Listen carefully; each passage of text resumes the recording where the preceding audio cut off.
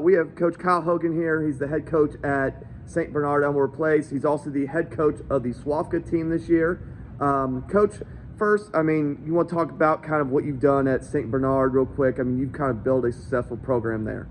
Yeah, it's been a long 4 years, but the group that I've had as seniors that I got to start with as freshmen, they really kind of bought into the changes that I wanted to make in the program.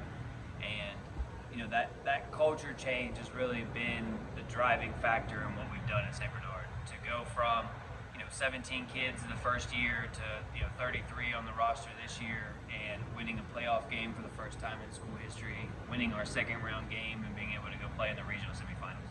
If you want to talk about being elected to be the SWOFCA head coach for the All-Star game and kind of why that's important for you to be a participant in your coaches association.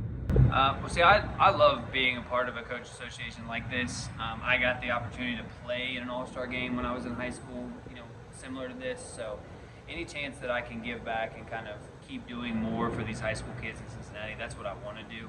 So I'm really honored to be a part of it this year. I got to coach in it last year as an assistant coach, so being able to be the head coach this year is great. How are you guys looking for the All-Star game? Want to give you a preview for kind of how your team's starting to form. I know we're starting to get nominations and kind of looking at rosters. What is your outlook on kind of the upcoming game? Yeah, I think it's going to be fun. I think seeing the format change 2 years ago and making it a Cincinnati versus Dayton game versus being an East-West game has really kind of amplified the game and made it more fun and more interesting. You see a lot more competition between the two teams by making it Cincinnati versus Dayton. And I think you're going to see a lot of great, kind of Cincinnati area talent playing in this game for us. I know I've seen, just from nominations so far, I've seen some big names with, some college commits, some kids that are still uncommitted. I know there's going to be, I'm sure I'll have, a couple of my St. Bernard kids on the roster. So it'll be nice to see some of these seniors play that, kind of final game for high school, and, that I get to be part of it.